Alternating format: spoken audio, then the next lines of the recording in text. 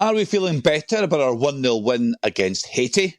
We take a wider lens look at the World Cup finals, and the managerial merry-go-round just keeps on turning. Big news will be announced today.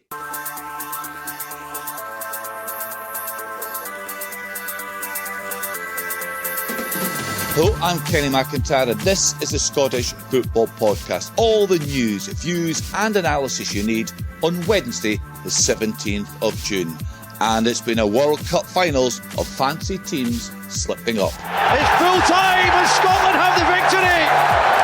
It's not been pretty. It has been gritty at times, but they have got over the line. In the cold light of day, is Haiti a better result than we all first thought? We take a look at some of the other big stories coming from the finals. Every time going to commercial is a bit not really that I like it, and I think for the neutral watchers on TV it's also not great. If it's really hot, obviously it will be good to put them in, but I think you have to look at it in every game. Essential for player safety, or really just for adverts and tactical tweaks. And at home, we'll have the latest on 3 managerial stories. Hearts are in that new era at the moment with Tony Bloom, and you see the work that's been done at Brighton as well. I think their analytics will just kick in, and I think there seems to be a real sequential thing about this. Yes, we've got the whole world of Scottish football covered on the Scottish Football Podcast. The Scottish Football Podcast from BBC Sports Scotland. Good morning and welcome to Herald journalist Steve MacGowan, who is in Charlotte, and former striker and manager Kris Doolan. So tell us, Stephen, what's it like out there? How's it been away from the games, the colour, the atmosphere, the engagement of the locals? Well, I think a lot of the locals are beginning to wake up to the fact there is a World Cup on, which is helpful. I mean, but we were into Boston at the weekend there, and flying back to Charlotte on Monday morning, the local bulletins in the airport, Logan Airport, were full of the Tartan Army at Fenway Park on Sunday night in that amazing 5,000 fan march. And we were getting Uber from the hotel to the airport, and the kind of the equivalent of the Connie McLaughlin morning show was talking about it as well. So yeah, I think certainly Scotland and the Tartan Army have made an impact, winning a game on the pitch, winning friends off it.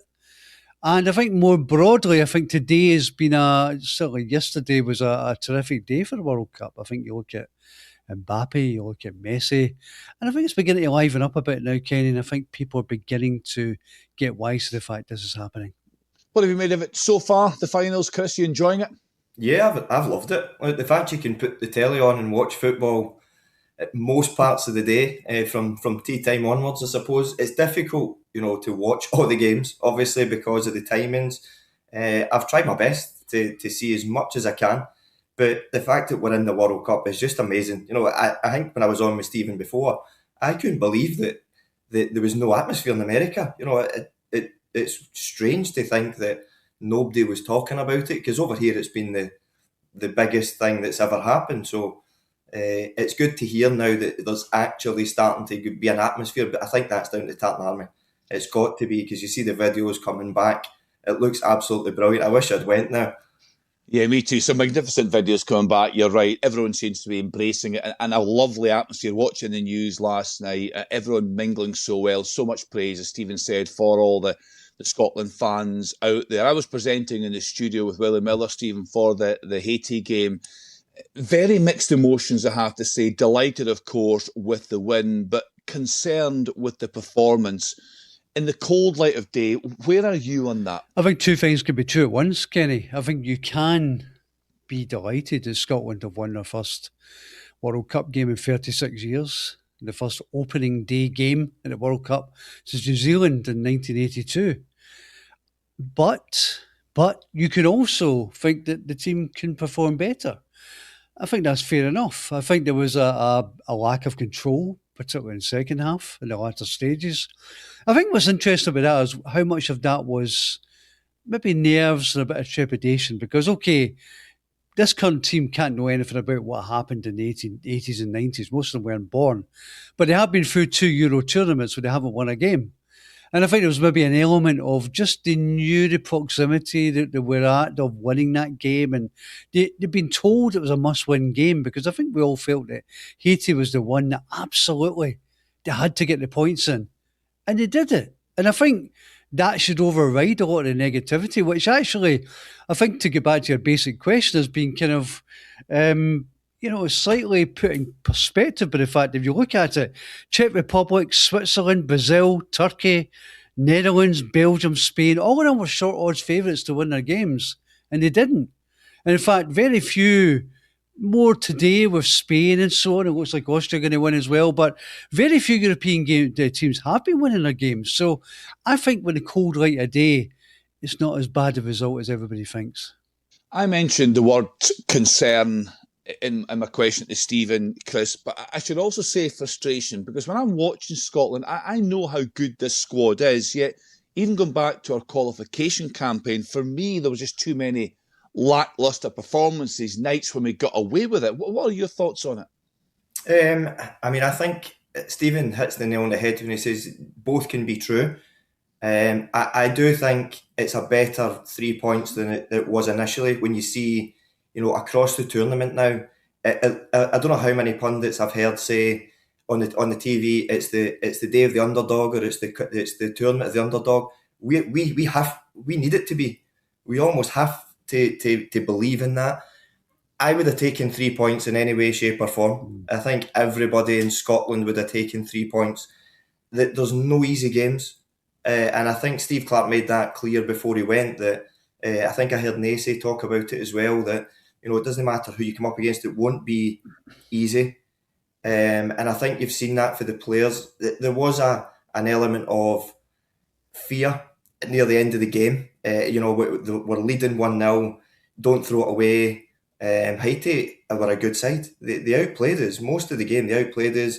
They had better possession, but we still come away with 3 points. And how many times have Scotland been able to say that? How many times have we been able to come away at a World Cup or a major tournament having won? And the last time we were at the World Cup, I was 12. So, in my lifetime, this is the best team that I've seen. And it's also a team that's resilient. And I think Steve Clarke will need that resilience. There actually is an answer to your question here, Kris. Sorry, Kenny, but it's 5 times in 24 appearances since 1954. 5 times. And actually, if you broaden it out beyond the World Cup to major tournaments in general, I think it's 7 wins in 36 games. And the result is pitiful. And that's why I was kind of a bit taken aback by the level of vitriol. Now, I get that a lot of people are fed up with Steve Clarke. He's been there 7 years. Will be fans of certain clubs. They're not fans anyway for various reasons. But really, if you look at it, the true context of that result will only be dictated by what happens in the end, won't it? But you're not concerned with the performance there, Stephen. Deeply concerned, because this is a team that are meant to be inferior to us, and they dominated that game. How is that allowed to happen? One of the things I would say is the good side of that is this team can go up the levels, and they can go up through the gears. I think it was maybe John McGlynn that mentioned it after the game, that their initial thoughts will be, we've won, somehow we've managed to win, but we can do so much better. We actually have we've got a squad of top players. Mm-hmm. And the good thing for me is, as I said, the good thing for Steve Clarke is he knows that we managed to win at the World Cup finals, having not played anywhere near the level we can. We know we're going to have to be at our very, very best for the next 2 games. I don't think there's any denying that. In order to get anything, even just a point. Morocco, I thought, were outstanding against Brazil. Brazil. So we have to be at our best. But the good thing for us is we've got the 3 points that everybody put the pressure on. The team, the squad, the manager. It was a must-win game. They won. And for me, it's about now, can we get a point by hook or by crook? I think he'll change shape. I think we'll change personnel as well. Against Morocco, I don't think we'll play the 2 strikers. Yeah. I think we'll maybe put an extra midfielder in the middle of the pitch now. And I think that's where Steve Clarke shows his experience as a manager, that he's got a squad there who he can chop and change. And for me, I said at the start when I was on with Stephen last week, I think we'll get 4 points. I think we'll get the point we need somewhere, and we'll get through. And see if they do get that point, then it might sound ridiculous to those of us who are old enough to remember teams of the 70s and 80s, but they will become the most successful Scottish team of all time. No one will care how they played against Haiti. You know, I mean, for me, they won't be the best Scottish team of all time by some distance. But in terms of what they've achieved at the World Cup, if they get 4 points, or even if they get more than that, then they absolutely will be. So there will be no asterisk against the achievement to say, they had a poor second half against Haiti. The point is, Scotland don't win games at the World Cup, Kenny. That's shown by history. So I just find, I must admit, I find a lot of the carping a wee bit excessive. What are you expecting then from the Scotland team? What are you hearing, Stephen, from the camp ahead of this game against Morocco? Lyndon Dykes was put in front of the media yesterday. You guys, I'm sure, are both expecting just one striker to start. Could it be Dykes, do you think? You know, we were discussing over dinner tonight, and I wouldn't be that surprised by that. I really wouldn't be. I mean, he's done that kind of holding the ball up, kind of battering people around type role a few times. I mean, I would still think my money would probably still be on Shea Adams. I don't know how much involvement Lon Shanklin will have for the rest of the tournament. Not having any great knowledge of that, but I would have thought he's the man for playing in a 2, not so much as up front on his own, as the same with club football. So I would think it's between Dykes and Adams. I agree with Kris. I think it will be interest whether it'll be a 3-5-2 or whether he'll go 4-5-1 or 4-2-3-1, maybe more accurately. If we went for the 3-5-2, you could get back to that Kieran Tierney at left centre back scenario that we've seen in the past. But I agree. I think it has to be a more conservative setup. I think you'll want to get his best players in the team, which will be the best midfielders. And I think if you're looking for a point, then the manager you want to be there is Steve Clarke, because that's what he does. He makes teams better in the sum of their parts in these circumstances. When they're underdogs, they tend to be really stubborn and hard to beat, and we've just got to hope that's the case again. Yeah, that's a good point. He is a manager that finds a way to get results when he really needs them, Kris. Just looking at these two formations then, 3-5-2, 4-2-3-1, what would you say are the pros and cons of both? What's key to both these formations working for Scotland? I think if you start with the 3-5-2, any team that plays essentially a back five, you'll be big, you'll be physical. You know, set plays will be a big factor in your game, defending and attacking, because generally you'll have a lot of big players across your side. It maybe allows you to get another midfielder to play off the striker, so you end up with one out-and-out striker, but someone who can do a bit of both. So you end up almost with a diamond in the middle of the pitch. So I just think Steve Clarke is the type of manager who can manipulate the team and manipulate the squad. And as Stephen says, he's proven that he's the type of guy who can grind out a result. He can grind out a draw. His teams are very stubborn, they're strong. Any team that plays a 3-5-2, you're looking to play in the counter-attack. So generally, that's where I would be looking more towards a Shea Adams because of his pace to go and run in behind. I do think even if it's a 3-5-2 and you think you're having two strikers, I still don't think he would start with the two strikers. I think it would be more of a midfield thinking, attacking midfield who would jump up front. If we go to the 4-2-3-1, playing 4-2-3-1 is actually more a defensive shape than anything, because you've got two defensive midfielders in there to screen. You've got back four who can just slide side to side. Do you then commit fullbacks forward? I don't think we would. I think we would again look at a striker, a number 10, wingers to take us up the pitch and almost attack with 5 and defend with 5. I think that's the sort of, maybe even attack with 4 and defend with 6, just as that security. But I do think he's got the squad at his disposal to play either of these. As Stephen said, Tierney can come in and you can play that double left-sided fullback. Whatever he decides to go with, he'll have done his research, absolutely done his research on this Moroccan side.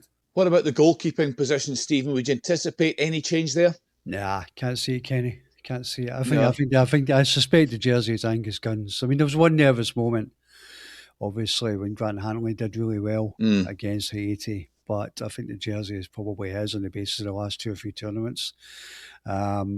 I don't think he was seriously tested by Haiti, and that's another point about that game, actually. I mean, other than that late header from France, I think it was, Piero. I don't think there was any major panic there, so I don't see any reason to change it at this stage. So I would have thought just that one change we're talking about will be the only kind of tweak or alteration I would think to get probably Ryan Christian to start 11. Something, Stephen, that many people have said is that they've heard a very different Steve Clarke at these finals. What's your experience of that? Definitely, yeah. I mean, he said himself that he wants to enjoy this one. I mean, he didn't enjoy it. I don't think any of us enjoyed the last two, let's be honest, because you had the COVID, you had Germany, which was hugely anticlimactic, particularly after that first game. They were underwhelming occasions.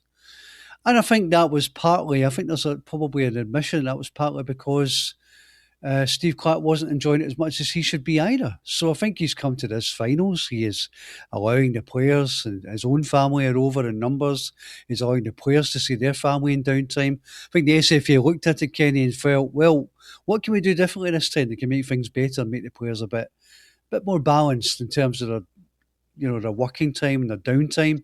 So that was one of the things they decided to do. And I think Steve Clarke's embracing that. We sat down with him back in Fort Lauderdale for 20-odd minutes. I haven't had a great deal of access to him, I have to say. But we sat down with him for 20-odd minutes in Fort Lauderdale, and he was very, very matter-of-fact. He was very relaxed. He was in really good form.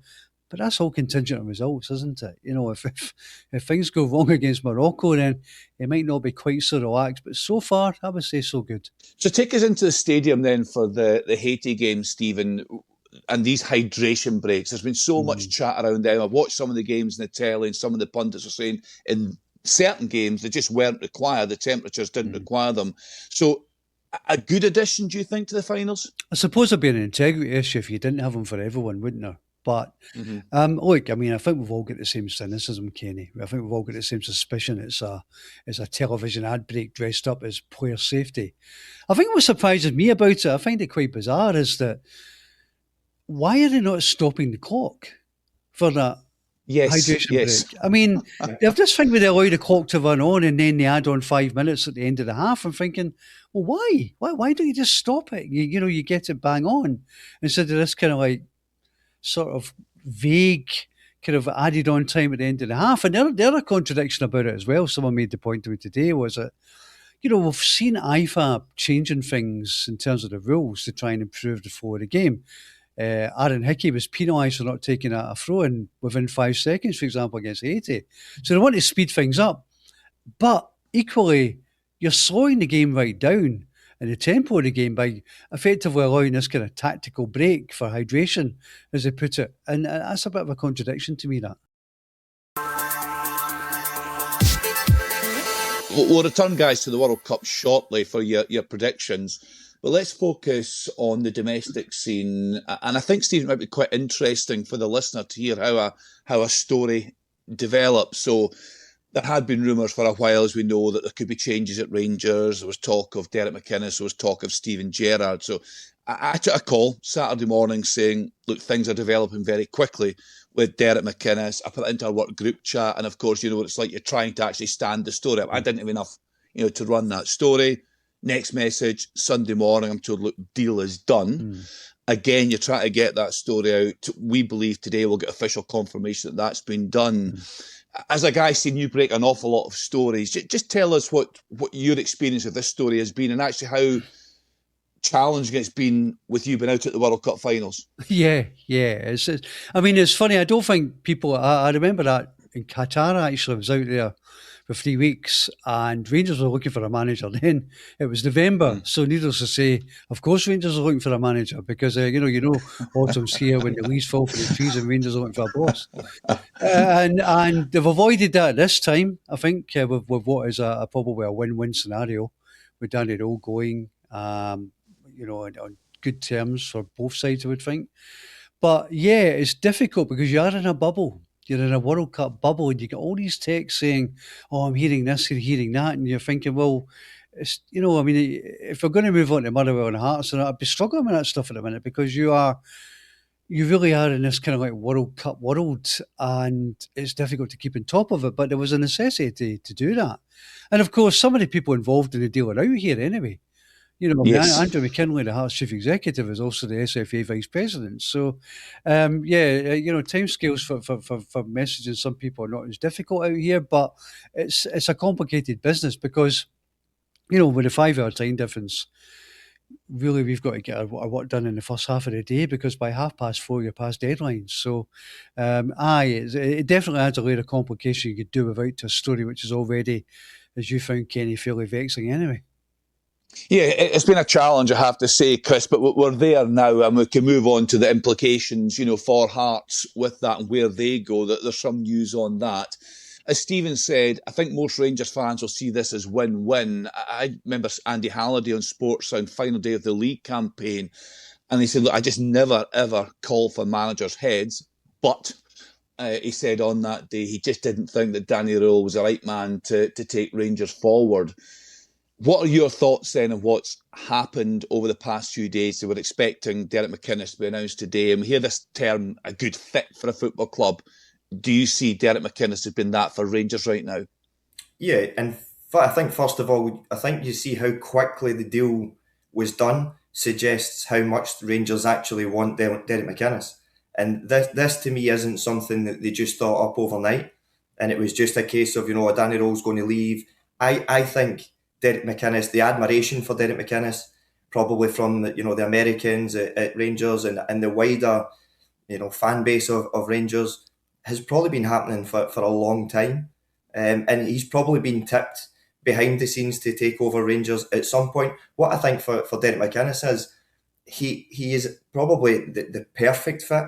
Yes, you get good fits, you get guys who he might do quite well. I think that's probably what the Danny Röhl scenario was. He potentially might do well. We're all young managers. We're all wanting to do well. He came in. It did stabilise the team. It did pick up a team that wasn't doing well. They finished reasonably okay, albeit that at the end they fall away. But Derek McInnes has been doing it year in, year out in the country. And I think for a team like Rangers, they need somebody that knows the club, that knows the league, that knows the country, that knows the fan base, the culture. And I always think, that when you sign players, every team uses data to sign players. Data filters everything. Same for managers. And you'll probably find Hearts now will go through all the analytics to find a manager. But the one thing it can't tell you is how people will handle the pressure of playing at Rangers and the crowd, how you handle and how your personality handles it. I think Derek McInnes has that personality. He's been there. He's been there as a player. He's also been as an opposition manager. He knows what to expect. He handles the press really well. All the bits that you need, all the boxes you need ticked, for me, Derek McInnes ticks every single one of them for Rangers. Yeah, my feeling, Stephen, is any question marks over the mentality of Rangers players will soon disappear. I just don't think they'll be allowed to exist under someone like Derek McInnes. And we're so engulfed in the World Cup finals right now, but last season's domestic campaign was so amazing. Already in my head, I'm thinking first Old Firm game, O'Neill against McInnes. It's going to be box office, isn't it? Oh, yeah, absolutely. Sometimes, Kenny, you see situations like the Celtic one recently where there's no obvious standout candidate. Martin O'Neill is clearly the best and safest pair of hands from the options that were available, but there's nothing that absolutely ticks every box. I think Derek McInnes does tick every box of Rangers, but that offers no guarantee of success. Derek has been a really hardened campaign on Scottish football, and he knows how to win games in this league.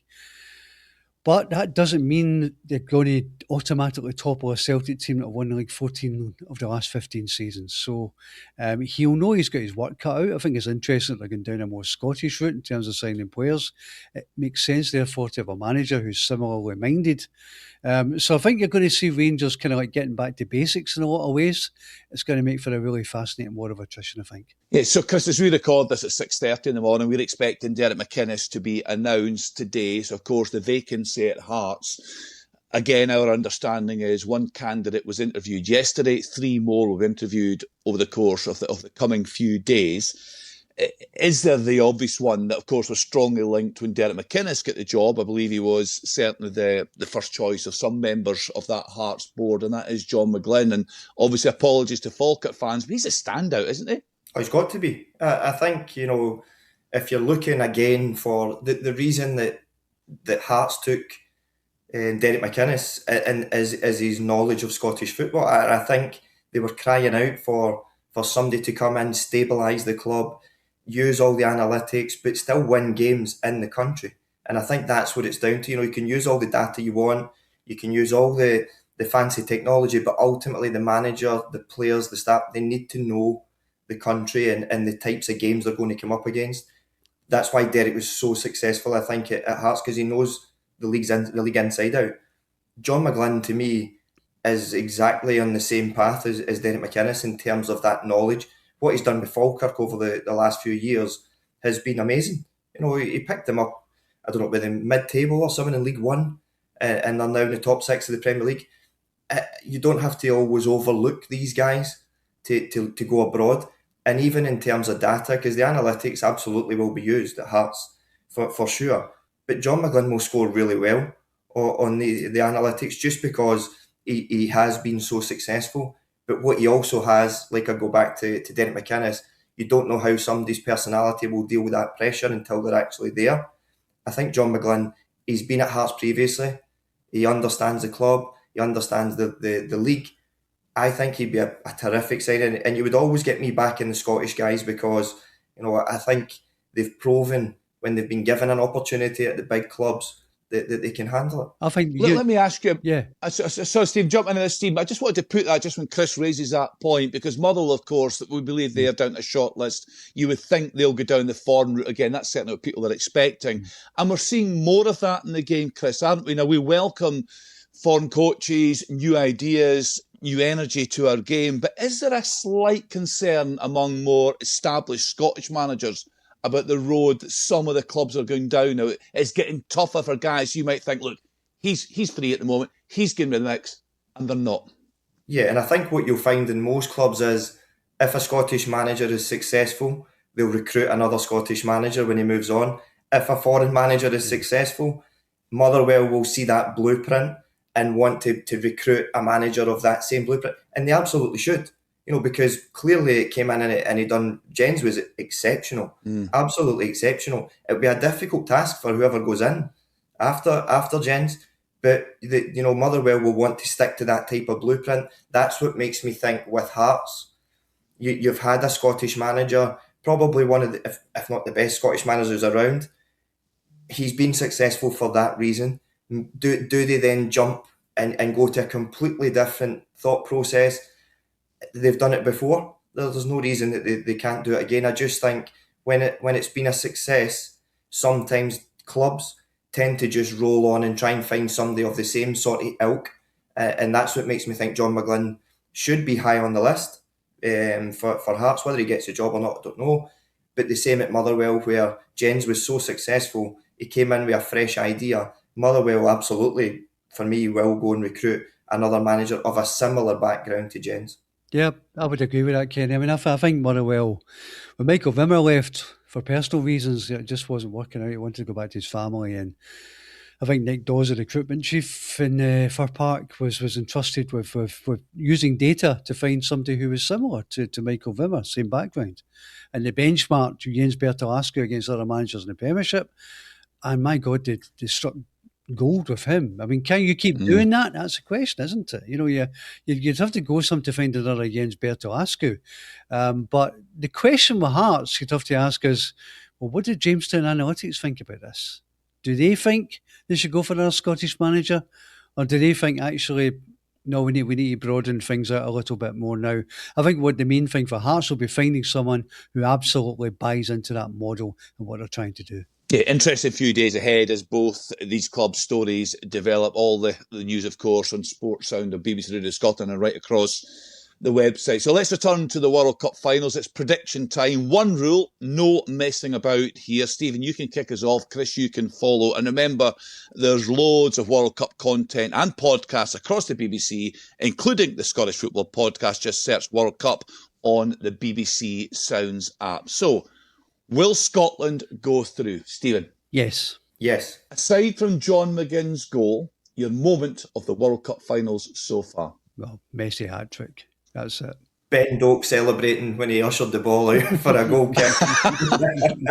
I remember seeing that at the Euros, and I didn't like it, I have to say. But anyway, we'll take that. Who's winning the World Cup? I was so tonight. I changed in an hour because in the afternoon I was all for France winning the World Cup, and then Argentina come on, and I changed my mind instantly. And I think because it's in America, it will be a South American team, so Argentina. Yeah, I can understand why Argentina all of a sudden come into everybody's thinking now, especially with the heat and understanding, South American team. I'm going to stick with France. I think France have the firepower to win the full tournament. Who's going to be the hero of these finals? Well, you're choosing between Mbappe, or you're choosing between Haaland, or you're choosing between Messi. On the basis of what I saw tonight, that's a boring, predictable answer. I think the wee fella from Argentina is going to do it again. I'm going to say Mbappe. I think we'll go strength to strength now. Right, and no story is complete without one. Who is going to be the villain? Cristiano Ronaldo. He will be a petulant man-child from beginning to end, and he will show himself up, and I think he will be he'll certainly be my villain, regardless of whether everybody else's villain. But then he always is. Sounds there like we it. go. Either that or name. I'll just go with that, Steve. I'll go with that as well. It is a very good answer. Guys, thank you very much indeed for joining us. That's all we've got time for on the Scottish Football Podcast. Thanks for listening. Thanks to Kris Doolan. Thank you to Stephen McGowan. Remember, we're here with new editions of the Scottish Football Podcast early every single day. So make sure you don't miss out. Subscribe on BBC Sounds and have push notifications turned on your phone. We are nearly there. Nearly time for Scotland's second game at these World Cup finals. Plenty more build-up to come between now and then. As ever, BBC Radio Scotland has you covered. Bye for now. It's petty, it's ill-informed. Are President Trump's cuts having an adverse effect on research? It's pandemonium. What number's that in the periodic table? PD, number 47. I don't know. I've done the shooting clays before. The longer you do it, the shorter obviously it gets. When Craig said there he'd been shooting the clays, I imagined him out a back line. Somebody's washing, William Shatner, his secretary, contacted me to say, when Bill has a question now and again, can he contact you? And then one time he called me up and he wanted to know, David, what is a photon? I'm thinking, this is incredible. Captain Kirk wants to know what a photon is, I once met a guy who referred to a globe as a ball map. A ball map. Look at the ball map. What we normally do is spin the ball map and we see where we go on holiday. The Off the Ball podcast, available every Monday on BBC Sounds.